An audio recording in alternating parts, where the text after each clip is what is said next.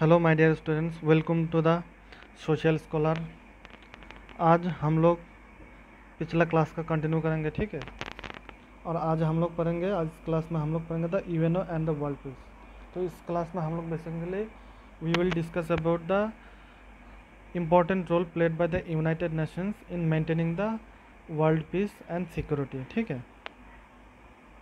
कैसे United Nations ने world peace को मेंटेन करने में हेल्प किया, उसी के बारे में हम लोग पढ़ेंगे।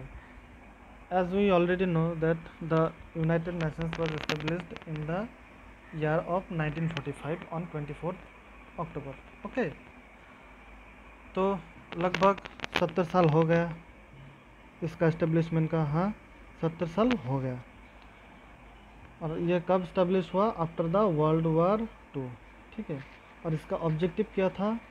It's objective was to remove the fear of the war and its subsequent devastation from the mind of the people forever and to build a peaceful world. United Nations का जो एस्टेब्लिश हुआ, इस एस्टेब्लिशमेंट का एक objective था, और वो objective था ये जो वर्ल्ड वॉर हुआ, एक डेवास्टेटिंग वर्ल्ड वॉर, इसका जो फियर लोगों के मन में बिठ गया, इस फियर को लोगों के माइंड से हटाना है, ठीक है। पूरे सारे के सारे वर्ल्ड के जितना भी लोग हैं, all the people of the world, इन लोगों का माइंड से डिवास्टेटिंग जो वार है, इसका फियर को हटाना है फॉर एवर, ठीक है। फॉर एवर के लिए हटाना है, और एक पीसफुल कोएग्जिस्टिंग वर्ल्ड को गठन करना है, बिल्ड करना है, ठीक है। इसका रोल यह है। The role that the UNO has been playing during this long period to create a peaceful environment in this problematic world through discussion and mutual understanding is in fact encouraging, inspiring and also positive. UNO basically पूरा world over, all over world में, ठीक है, जितना भी problem है इसको solution करता है, ठीक है। कैसे सॉल्यूशन करता है? एक पीसफुल एनवायरनमेंट क्रिएट करता है सभी के लिए। जितना भी प्रॉब्लम है सबको सॉल्व करता है। कैसे solve? Through discussion and mutual understanding, ठीक है। सभी सारे कंट्रीज़ को, जितना भी वर्ल्ड के जितना भी कंट्रीज है, सबको इनकरेज करता है, ठीक है, इंस्पायर करता है। आप लोगों का अंदर जो भी डिस्प्यूट है, जो भी प्रॉब्लम है, आप लोग आपस में सुलझाया। आप लोग टेबल पे बैठिए, डिस्कस कीजिए, डिबेट कीजिए, ठीक है। एक अंडरस्टैंडिंग, म्यूचुअल अंडरस्टैंडिंग को डेवलप करें, ठीक है, ताकि जितना भी प्रॉब्लम है आपस में, वो सारे के प्रॉब्लम को सुलझा जा सके, ठीक है। But however in many cases the strong stand taken by the USA and frequent US intervention through military activities without the UN recommendation and approval has certainly created some turmoil in the efficacy of the UNO. But problem क्या हुआ? Problem यहाँ पे emergence हुआ because of USA, ठीक है।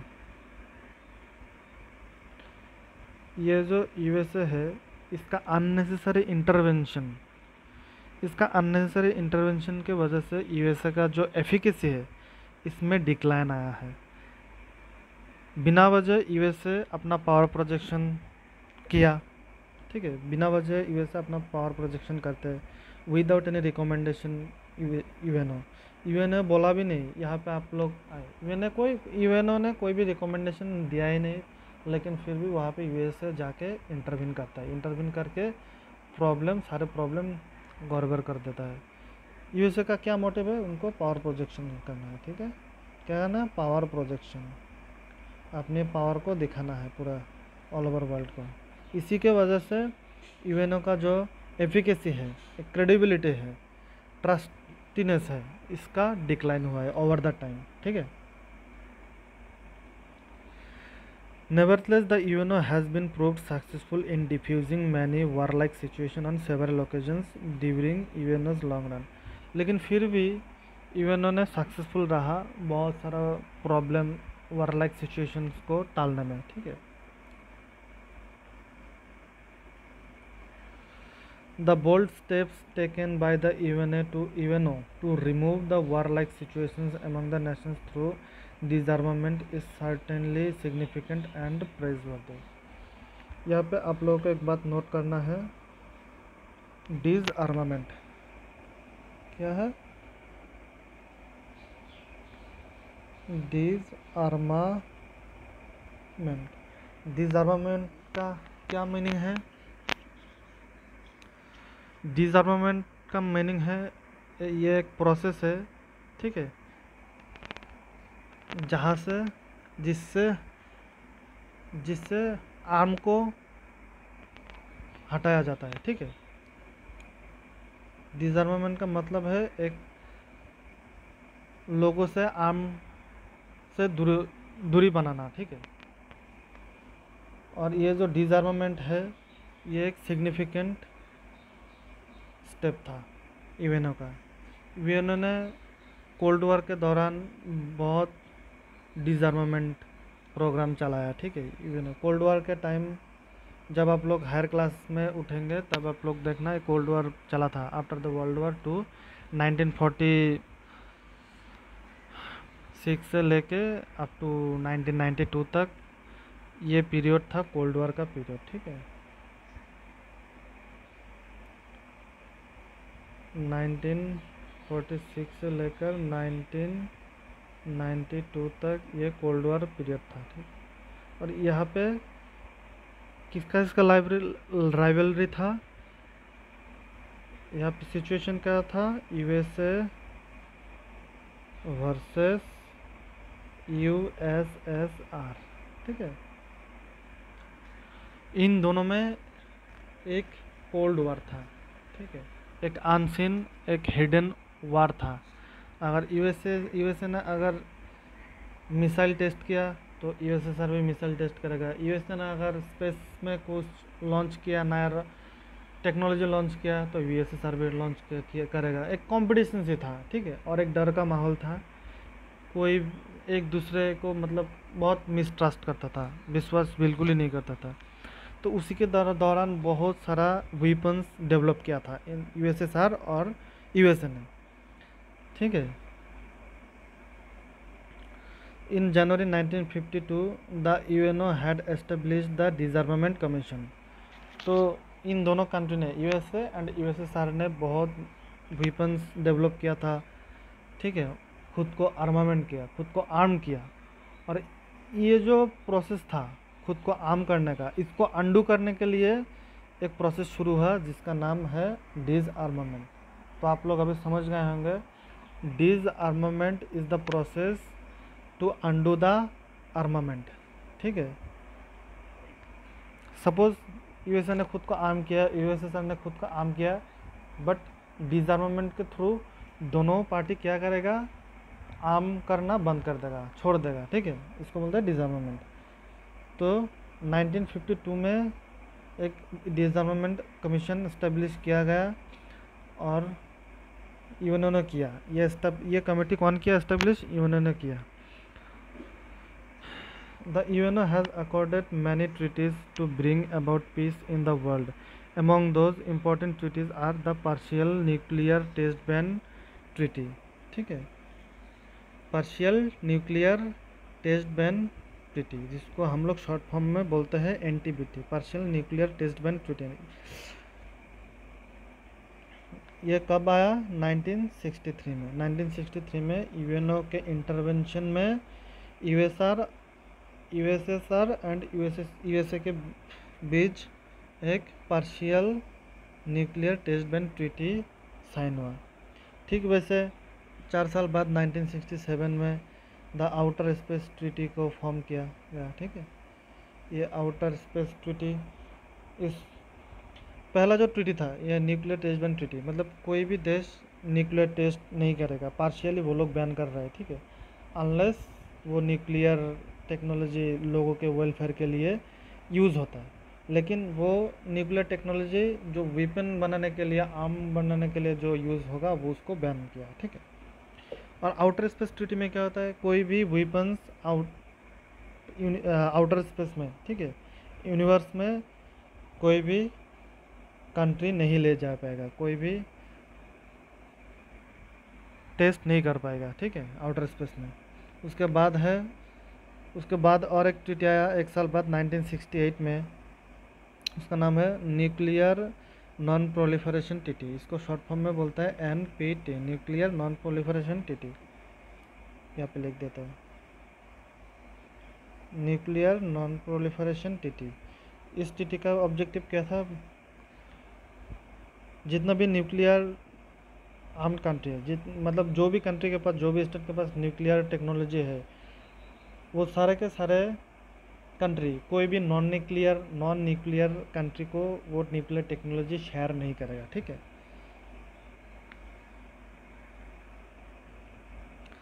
और ये कब साइन हुआ, 1968 में। उसके बाद the sea bed control treaty, ये भी एक ट्रीटी है। मतलब ये जो सी बेड ट्रीटी है ना, इस ट्रीटी का मतलब क्या था, इस सी बेड जो ट्रीटी है, ये सी बेड कंट्रोल ट्रीटी मतलब समुद्री तटों पर, समुद्री जो डीप सी में ओशियानिक फ्लोर जो है, ओशियन में जो जितने भी ओशियानिक फ्लोर है, उसमें मतलब मोटा मोटी तौर पर ओशियन में कोई भी वेपन हम लोग टेस्ट नहीं करेंगे, ठीक है।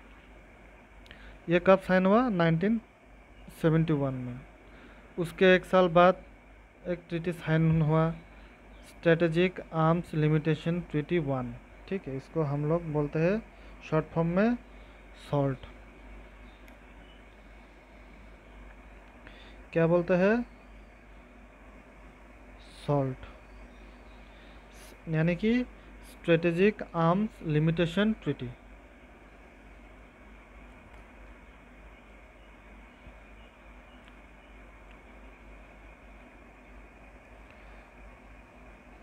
Salt, strategic arms limitation treaty 1, ठीक है। ये ट्रीटी के अंदर दोनों कंट्री के पास जितना भी स्ट्रेटेजिक आर्म्स था, वेपन्स था, उन सारे वेपन्स को घटाना है, उसका नंबर कम करना है। ये कब साइन हुआ, 1972। और एक ट्रीटी था 1979 में किया गया, सॉल्ट 2, यानी कि ये भी जितना भी एडवांस लेवल का स्ट्रेटेजिक वेपन्स था, उसको नंबर रिड्यूस करना है। उसके बाद न्यूक्लियर आर्म्स कंट्रोल ट्रीटी 1993 में गठन किया। इस ट्रीटी से क्या किया गया, इस ट्रीटी से जो जितना भी न्यूक्लियर आर्म्स था उसको कंट्रोल किया, उसका नंबर रिड्यूस करना था, ठीक है। और एक ट्रीटी है स्ट्रेटेजिक आर्म्स रिडक्शन ट्रीटी। ये स्ट्रेटेजिक आर्म्स जितना भी था एडवांस्ड वेपन, उसको ओवर द टाइम रिड्यूस करना है, उसका नंबर कम करना है, ठीक है, ठीक। वैसा strategic arms reduction treaty number 2 भी आया था, ठीक है, 1993 में। ये स्टार्ट 1, शॉर्ट फॉर्म हम लोग बोलते हैं स्टार्ट 1, 1991 में आया, स्टार्ट 2 1993 में आया, ठीक है। और उसके बाद आया comprehensive test ban treaty CTBT 1996, ठीक है। लगभग ये थोड़ा आप लोग देख लेना, इसका फुल फॉर्म पूछेगा, इसके बारे में कुछ नहीं पूछेगा, बस इसके बारे में सिर्फ फुल फॉर्म ही पूछेगा, इस सब के बारे में बस आप लोग देख लेना, याद रख लेना थोड़ा सा।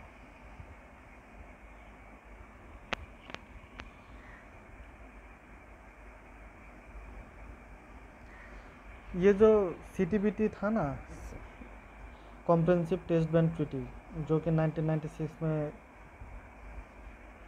साइन किया गया था, इसको सपोर्ट किया था टोटल 158 नेशन ने सपोर्ट किया, ठीक है। These are certainly a great intervention for the peace-loving people of the world.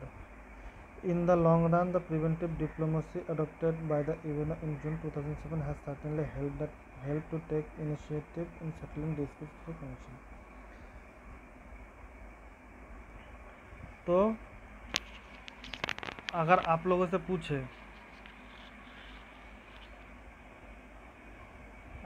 से पूछे, explain the role of UN in maintaining world peace. ठीक से लिखा ही नहीं दे रहा, लिख ही नहीं रहा ठीक से मेरा पेन। ठीक है, आप लोगों को मैं बता देता हूँ।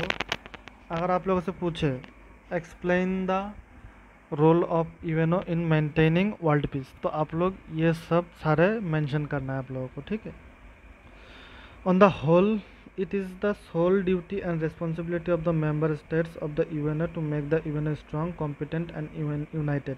With the goodwill, cooperation and loyalty of the member, the UNO may be able to bring about world peace. ठीक है, ये जो पीस सिक्योरिटी जो मेंटेन करना है पूरा इंटरनेशनल लेवल पर, इसका रिस्पॉन्सिबिलिटी सिर्फ यूएनओ का है, यूएनओ का ही नहीं है। यूएनओ का जो जितना भी मेंबर स्टेट्स है, सभी मेंबर स्टेट्स का भी ये रिस्पॉन्सिबिलिटी बनता है। तभी क्या होगा, तभी ये जो इंटरनेशनल ऑर्गेनाइजेशन है हम लोगों का यूएनओ, इसका क्रेडिबिलिटी बढ़ेगा। ठीक है,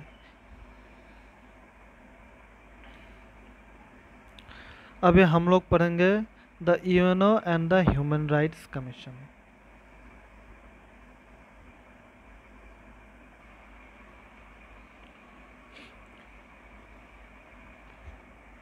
ये जो हम लोगों का ह्यूमन राइट्स कमीशन है, ये बेसिकली यूएनओ को अंडर ना यूएन ने एक डिक्लेरेशन लाया। ठीक है, जिसको बोलते हैं UN declaration of human right. ठीक है, United Nations human rights declaration, जो कि 1948 में आया था। ठीक है, उसी के तहत ये ह्यूमन राइट्स कमीशन गठन हुआ। लेकिन ये जो ब्रांच है ह्यूमन राइट्स कमीशन, ठीक है, यूनाइटेड नेशंस, अब हम लोग पिछले क्लास में क्या पढ़े थे, UNHRC के बारे में पढ़े थे ना, United Nations human rights council. तो उसका काम है all over the world human rights को वॉच करना, देखना। ठीक है, ये जो ह्यूमन राइट्स कमीशन है यूनाइटेड नेशंस का, इसका सेटअप किया गया था, इसको एस्टेब्लिश किया गया था 16 फरवरी 1946। ठीक है, कब किया गया था, 16 फरवरी 1946। ये एक परमानेंट ऑर्गेनाइजेशन है यूएनओ का। ठीक है, क्या है, परमानेंट ऑर्गेनाइजेशन।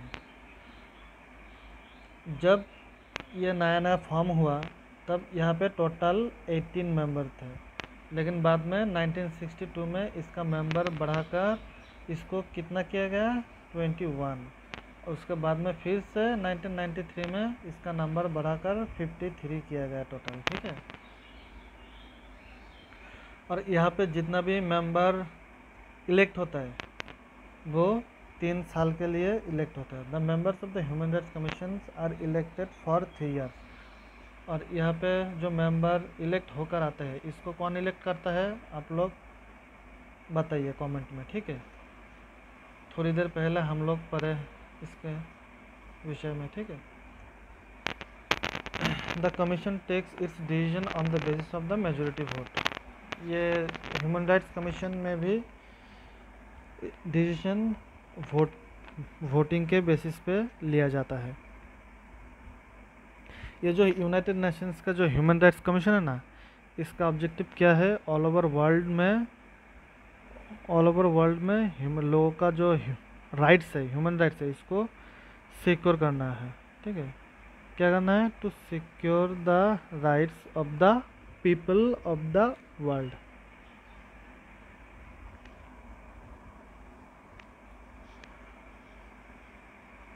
इसके बारे में हम लोग अभी डिटेल में पढ़ेंगे। सिंस ये यूनाइटेड नेशंस का जो ह्यूमन राइट्स डिक्लेरेशन है उसके वजह से आया, ठीक है, उसके बारे में हम लोग अभी पढ़ेंगे। The UNO which was formed to increase cooperation among its member states and to ensure a peaceful environment in the world has also emphasized the aspect of human rights. The General Assembly of the UNO adopted the Human Rights Declaration on 10th December 1948 with the support of the 48 member states to ensure the human rights that are essential for individual to live a dignified human life. ये जो human rights है इसको बनाया गया ताकि लोगों के बीच में, मेंबर स्टेट्स के बीच में एक पीसफुल कोऑपरेशन किया जा सके, ठीक है। लोगों के बीच में, कंट्रीज़ के बीच में कोऑपरेशन बढ़ाया जा सके, ठीक है। और ये जो जनरल असेंबली है हम लोगों का, यूनाइटेड नेशंस का, ये जनरल असेंबली ने एक रिजोल्यूशन लाया था ह्यूमन राइट्स का, ठीक है। उसका नाम था United Nations human rights declaration. इसको एक्सेप्ट किया था 10 दिसंबर 1948 को एक्सेप्ट किया। ये आप लोग डेट तो याद रखना, ठीक है। कब एक्सेप्ट किया गया? 10 दिसंबर 1948 को ये ह्यूमन राइट्स डिक्लेरेशन को अडॉप्ट किया गया। और ये रिजोल्यूशन को अडॉप्ट जो किया गया, इसको सपोर्ट कितना कंट्री ने किया, कितना मेंबर स्टेट ने किया? टोटल 48 मेंबर स्टेट्स ने किया, ठीक है।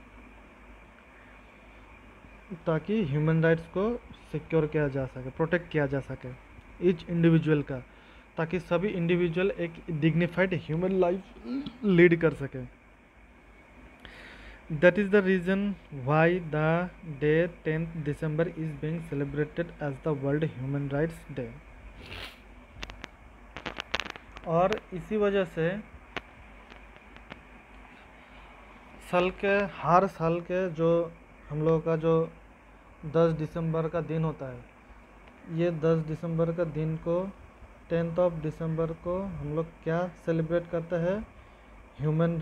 World human rights day celebrate करते हैं। हम लोग क्या करते हैं? World human rights day celebrate करते हैं ऑल ओवर वर्ल्ड, ठीक है। कौन सा डे पे? 10 दिसंबर पे। ये आप लोग याद रखिएगा, ठीक है। The human rights declaration which consists a preamble and 30 articles has mainly serve 2 objectives. ये जो हम लोगों का डिक्लेरेशन है, ठीक है, ये ह्यूमन राइट्स का जो डिक्लेरेशन है, इसका क्या क्या है, इसके अंदर क्या क्या है, इस डिक्लेरेशन के अंदर क्या क्या है? एक प्रीएम्बल है, जैसे कॉन्स्टिट्यूशन में प्रीएम्बल होता है, ठीक है, और आर्टिकल होता है, ठीक, वैसे डिक्लेरेशन में भी प्रीएम्बल है और टोटल 30 आर्टिकल है। कितना आर्टिकल है? टोटल 30 आर्टिकल है।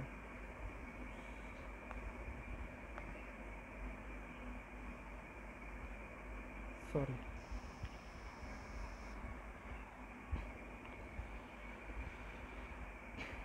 टोटल 30 आर्टिकल है। और ये आर्टिकल, जितना भी आर्टिकल है, ये क्या करता है? ये 2 ऑब्जेक्टिव को स्वीट करता है, फुलफिल करता है। फर्स्टली क्या है? Rights of the people of the world have been incorporated in this declaration. और ये डिक्लेरेशन में जितने भी आर्टिकल है, ये 30 आर्टिकल, 30 आर्टिकल का ऑब्जेक्टिव क्या है? लोगों का क्या करना है? लोगों का जो राइट है उसको सिक्योर किया जा सके। और इसीलिए ये लोगों का राइट को सिक्योर करने के लिए उसका जो प्रावधान है उसको इस डिक्लेरेशन में इनकॉर्पोरेट किया गया है। सेकंड ऑब्जेक्टिव क्या हुआ? सेकंड ऑब्जेक्टिव है the member states have given recognition to this rights which have been mentioned in the declaration. ये जो मेंबर स्टेट्स है, मेंबर स्टेट को रिकॉग्नाइज किया गया ताकि ये जो डिक्लेरेशन है, ये डिक्लेरेशन अपना स्टेट में, अपना कंट्री में लागू कर पाए, ठीक है। It is noteworthy that the human rights mentioned in the declaration have brought certain limitation to the power and function of the member states of the UN. हालांकि ये ध्यान देने वाली बात है कि ये हम लोग का जो डिक्लेरेशन है, ये डिक्लेरेशन ना, ये डिक्लेरेशन ना हम लोग का मेंबर स्टेट जो है यूएनओ का, ये मेंबर स्टेट के ऊपर एक फंक्शन में लिमिटेशन लाता है। तो क्या है? लिमिटेशन लाता है, क्योंकि ये जो प्रिंसिपल है, no state can ignore this rights. क्योंकि कोई भी स्टेट इस राइट्स को इग्नोर नहीं कर सकता।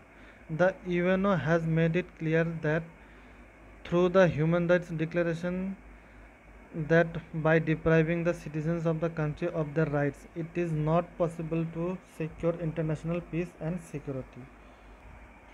ठीक है, ये जो यूएनओ जो है हम लोग का यूएनओ क्या कहता है इसके बारे में, जो ये जो ह्यूमन राइट्स डिक्लेरेशन लाया इन लोगों ने, यूएनओ ने एक रिजोल्यूशन लाया, ये क्या कहता है, ये कहता है कि अगर हमें इंटरनेशनल पीस एंड सिक्योरिटी को सिक्योर करना है, इस्टेब्लिश करना है, तो हमें ह्यूमन राइट्स चाहिए। ह्यूमन राइट्स के अलावा इसको इस्टेब्लिश करना, सिक्योर करना पॉसिबल नहीं है। ठीक है, इसलिए ये एक एनकरेजिंग एंड प्रेसवर्दी इनिशिएटिव है जो कि यूएनओ ने लिया। यहाँ पे एक इम्पोर्टेंट आप लोग चीज़ देख लेना, ये ह्यूमन राइट्स डिक्लेरेशन का 2 ऑब्जेक्टिव पूछे गए यहाँ पे। ठीक है, क्या क्या है ऑब्जेक्टिव? फर्स्ट है ये जो वर्ल्ड का जो जितना भी पीपल है, लोग है, विश्व के सारे लोगों का जो राइट्स है उसको सिक्योर किया जा सकता है, उसके लिए उसी के लिए डिक्लेरेशन में लोगों का राइट को सिक्योर करने के लिए बात बोला है डिक्लेरेशन में। ठीक है, और सेकेंडली मेंबर स्टेट को रिकॉग्नाइज किया गया है ये जितना भी राइट है, ठीक है, इस राइट्स को अपना स्टेट में लागू करें। ठीक है, ये 2 ऑब्जेक्टिव आप लोग याद रखिए। क्या क्या है? The rights of the people of the world have been incorporated in this declaration. Secondly, the member states have given recognition to this rights which have been mentioned in the declaration. ठीक है, since UNO ने ये resolution लाया तो ये mandatory है, जितना भी यूएन का जितना भी मेंबर स्टेट्स है, ये सारे मेंबर स्टेट्स को अपने देश में ये ह्यूमन राइट्स को इम्प्लीमेंट करना है, इस रिजोल्यूशन को इम्प्लीमेंट करना है। और उसीलिए बनाया, क्या बनाया? उसीलिए बनाया national human right commission, NHRC। ठीक है, नेशनल ह्यूमन राइट्स कमीशन बनाया, उसी को ध्यान में रखते हुए। इसके बारे में अभी हम लोग देखेंगे, national human rights commission in India.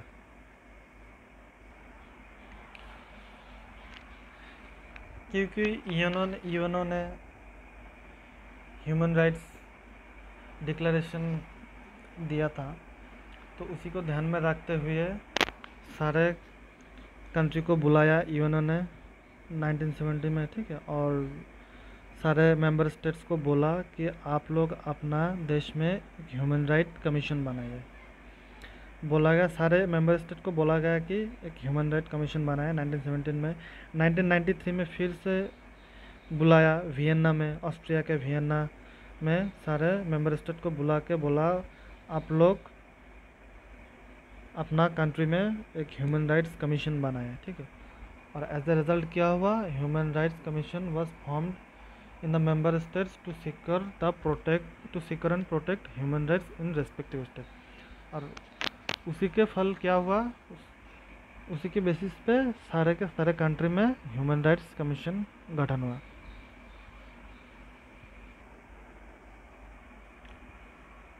और वो यूएनओ का जो आदेश था उसको मद्देनज़र रखते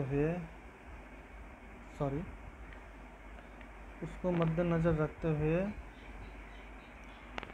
प्रेसिडेंट ऑफ इंडिया ने एक ऑर्डिनेंस फॉर्म किया। ठीक है, एक ऑर्डिनेंस लागू किया, और वो ऑर्डिनेंस के through national human rights commission in India को फॉर्म किया। ठीक है, और वो ऑर्डिनेंस कब लागू किया? ऑन 28 सितंबर 1993। ठीक है, 1993 के 28 सितंबर तारीख को प्रेसिडेंट ऑफ इंडिया ने ऑर्डिनेंस जारी करके एक कमीशन बनाया जिसका नाम था नेशनल ह्यूमन राइट्स कमीशन। और उसी सेम साल में, उसी सेम ईयर में दिसंबर के 18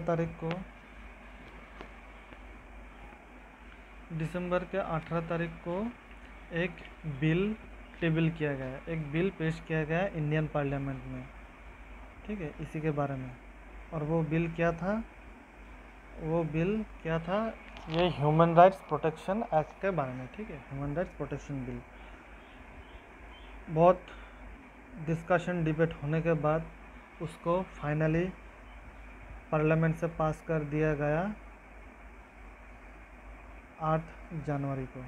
ठीक, 8 जनवरी 1994 में प्रेसिडेंट का सिग्नेचर मिलने के बाद वो एक्ट बने। ठीक है, और वही बिल, वही एक्ट उसको इस नाम से जाना जाता है, ह्यूमन राइट्स प्रोटेक्शन एक्ट 1993। ठीक, वही एक्ट को क्या कौन से नाम से जाना जाता है, जो कि 8 जनवरी 1994 को प्रेसिडेंट का सिग्नेचर मिला, एसेंट मिला, क्या नाम है, ह्यूमन राइट्स प्रोटेक्शन एक्ट 1993। ठीक है,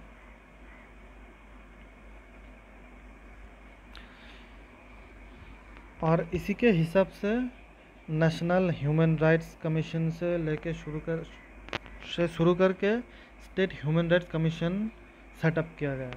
नेशनल लेवल पे नेशनल ह्यूमन राइट्स कमीशन और स्टेट लेवल पे स्टेट ह्यूमन राइट्स कमीशन। ठीक,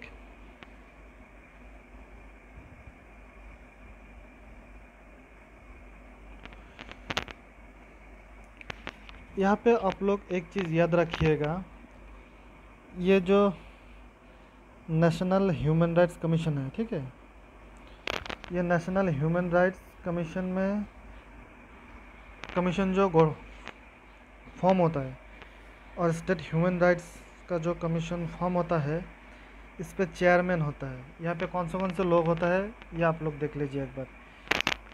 the chairman of the national human rights commission should be a retired chief justice of the supreme court. ठीक है, national human rights commission का जो member है, ठीक है, फॉर्मिंग मेंबर कौन कौन होता है, रिटायर्ड चीफ जस्टिस, वो चेयरमैन होता है। कौन होता है, चेयरमैन। ठीक, retired chief justice of supreme court, supreme court का रिटायर्ड चीफ जस्टिस चेयरमैन होता है, और अदर्स मेंबर के साथ, और अदर्स मेंबर भी होता है। और वो अदर मेंबर्स क्या कौन कौन होता है, एक मेंबर ऐसा होता है जो कि सुप्रीम कोर्ट का रिटायर्ड जज है। ठीक है, सुप्रीम कोर्ट का रिटायर्ड चीफ जस्टिस के साथ दूसरा मेंबर कौन होता है, सुप्रीम कोर्ट का रिटायर्ड जज होना चाहिए। और एक मेंबर कौन है, और एक मेंबर ऐसा हो सकता है वो कोई भी स्टेट हाई कोर्ट का रिटायर्ड या फिर सर्विंग चीफ जस्टिस हो सकते हैं, either serving chief justice of any high court और retired chief justice of high court. ठीक है, स्टेट हाई कोर्ट का रिटायर्ड या फिर सर्विंग चीफ जस्टिस होना चाहिए, वो भी एक मेंबर होता है। तीसरा कौन होता है मेंबर, तीसरा होता है 2 मेंबर ऐसे फील्ड से लिया जाएगा जो कि उस फील्ड का एक्सपर्ट हो। जैसे ह्यूमन राइट्स एक्टिविस्ट होता है, ह्यूमन राइट्स फील्ड का जो एक्सपर्ट है, उन लोगों से 2 मेंबर लिया जाता है। ठीक, टोटल कितना मेंबर होता है, एक चेयरमैन, ठीक, एक चेयरमैन जो retired chief justice of supreme court होता है, और एक मेंबर होता है सुप्रीम कोर्ट का रिटायर्ड जज, फिर एक मेंबर होता है स्टेट हाई कोर्ट का रिटायर्ड और सर्विंग चीफ जस्टिस।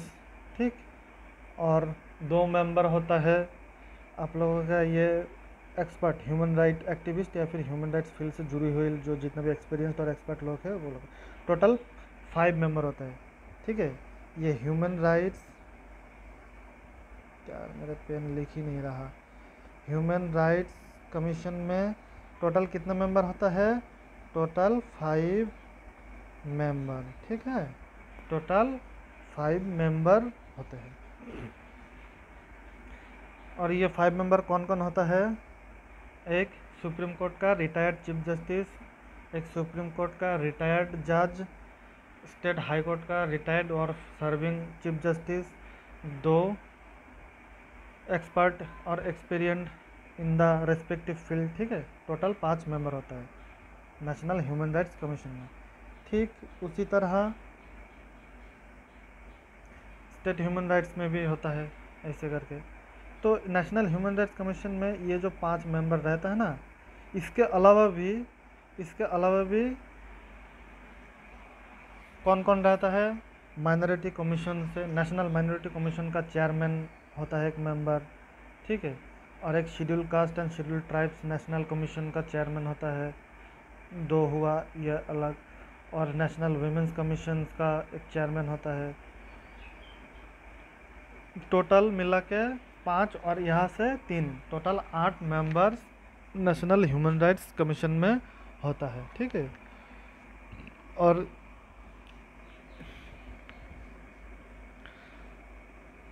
और ये जो और ये जो कमीशन है, नेशनल ह्यूमन राइट्स कमीशन, जितना भी मेंबर है, सारे के सारे मेंबर को कौन अपॉइंट करता है? President of India.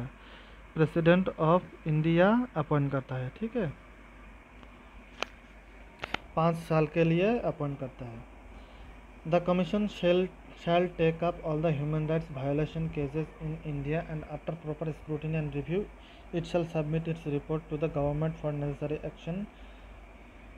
ये नेशनल लेवल पे पूरा पैन इंडिया में, पूरा ऑल इंडिया में जितना भी ह्यूमन राइट्स वायलेशन का केस होगा, वो सारे के सारे केस ह्यूमन राइट्स कमीशन लेता है, लेके प्रॉपर वहाँ पे जांच करता है, वहाँ पे प्रॉपर स्क्रूटिनी करता है, ठीक है, देखता है, रिव्यू करता है। उसके बाद इसका रिपोर्ट गवर्नमेंट को देता है ताकि नेसेसरी एक्शन, नेसेसरी स्टेप ले पाए गवर्नमेंट, ठीक है। यानी कि ओवरऑल ह्यूमन राइट्स कमीशन का क्या काम है? ताकि ये जो ह्यूमन राइट्स है लोगों का, इसको प्रोटेक्ट किया जा सके, ठीक है। ठीक ऐसे स्टेट ह्यूमन राइट्स भी होता है पूरा हर एक स्टेट में, रेस्पेक्टिव स्टेट में, ठीक है। नेक्स्ट, ये अदर इम्पोर्टेंट इंटरनेशनल ऑर्गेनाइजेशन है, ठीक है। ये एक इंटरनेशनल ऑर्गेनाइजेशन हम लोग क्या देखा? यूएनओ के अंडर 6 ऑर्गन होता है, ठीक है। ये यूएनओ के अलावा भी अदर इंटरनेशनल ऑर्गेनाइजेशन होता है, ठीक है। वो कौन कौन है, वो क्या क्या है, वो भी हम लोग देखेंगे। और जितना भी अदर इंटरनेशनल ऑर्गेनाइजेशन है, इसका हेडक्वार्टर ये साइड में दिया हुआ है, आप लोग देखें ना। पहला है कॉमनवेल्थ ऑफ नेशंस। ये जो कॉमनवेल्थ ऑफ नेशंस है, ये बेसिकली यहाँ पे जितना भी मेंबर स्टेट्स है वो सारे के सारे एक टाइम पे ब्रिटिश का कॉलोनी था, ठीक है। ब्रिटिश खुद और ब्रिटिश का जितना भी एक्स कॉलोनी था, वो सारे स्टेट को लेके मिला के ये कॉमनवेल्थ ऑफ नेशंस गठन किया गया है। इसका हेडक्वार्टर कहाँ पे है? लंदन में है, ठीक है। एक है एमनेस्टी इंटरनेशनल। एमनेस्टी इंटरनेशनल एक एनजीओ है, ठीक है, प्राइवेट एनजीओ है। इसका काम है ह्यूमन राइट्स को प्रोटेक्ट करना ऑल ओवर द वर्ल्ड, ठीक है। Human rights, it acts as a watch dog of human rights. और इसका भी हेडक्वार्टर कहाँ पे है? लंदन में है, ठीक। वैसे North Atlantic Treaty Organization, NATO, ठीक है। ये आप लोग जब क्लास 11th में उठोगे, 12th में, हायर क्लास में आप लोग पढ़ पाओगे। ये एक डिफेंसिव ट्रीटी है, ठीक है। ये एक डिफेंसिव ट्रीटी है जो कि साइन किया गया है यूरोप के कंट्री और यूएसए मिलकर साइन किया इन लोगों ने 1945 में, ठीक है। 1945 में साइन किया गया ये ट्रीटी। इसका हेडक्वार्टर कहाँ पे है? ब्रसेल में है। Fourth, international renewable energy agency. इसका हेडक्वार्टर कहाँ पे है? यूएई में। इसका काम क्या है? रिन्यूएबल एनर्जी पे फोकस करना। Asia Pacific economic cooperation, APEC, इसका हेडक्वार्टर सिंगापुर में है। Association of south east Asian nation, ASEAN country, इसका हेडक्वार्टर है जकार्ता। जकार्ता कहाँ पे है? इंडोनेशिया। इंडोनेशिया का राजधानी एक टाइम पे था जकार्ता, ठीक है, इंडोनेशिया। उसके बाद इंटरनेशनल क्रिकेट काउंसिल, इसका हेडक्वार्टर कहाँ पे है? Dubai. International federation of football association, FIFA, ये ज्यूरिच में है। ये एक यूरोपियन कंट्री में एक कैपिटल है, मैं कंट्री का नाम भूल गया, एक कैपिटल है उसी का कंट्री का। और फिर है वर्ल्ड इकोनॉमिक फोरम, इसका हेडक्वार्टर कहाँ पे है? जेनेवा। जेनेवा स्विट्जरलैंड का राजधानी है, ठीक है। International hockey federation, Lausanne, Switzerland, Switzerland के एक सिटी है, लुइसन में उपस्थित है। South Asian Association for Regional Cooperation, SAARC, इसका हेडक्वार्टर है कहाँ पे? काठमांडू, नेपाल में है। ठीक है। यूएनओ के अलावा भी ये सारे ऑर्गेनाइजेशन, इंटरनेशनल ऑर्गेनाइजेशन एग्जिस्ट करता है, जिसका काम होता है क्या? सोशल, इकोनॉमिकल, कल्चरल कोऑपरेट करना। ठीक है। ये हेल्थ सेक्टर, फार्मिंग सेक्टर, बहुत सारा वेरियस सेक्टर में, वेरियस एस्पेक्ट में ये सारे ऑर्गेनाइजेशन एंगेज करता है। ठीक है। और इसी के साथ हम लोगों का क्लास ये वाला चैप्टर ख़त्म हो गया। सेकंड चैप्टर पॉलिटिकल साइंस का इंटरनेशनल ऑर्गेनाइजेशन वाला चैप्टर ख़त्म हो गया। अभी नेक्स्ट क्लास में हम लोग दूसरे पोर्शन कवर करेंगे। Thank you, bye bye.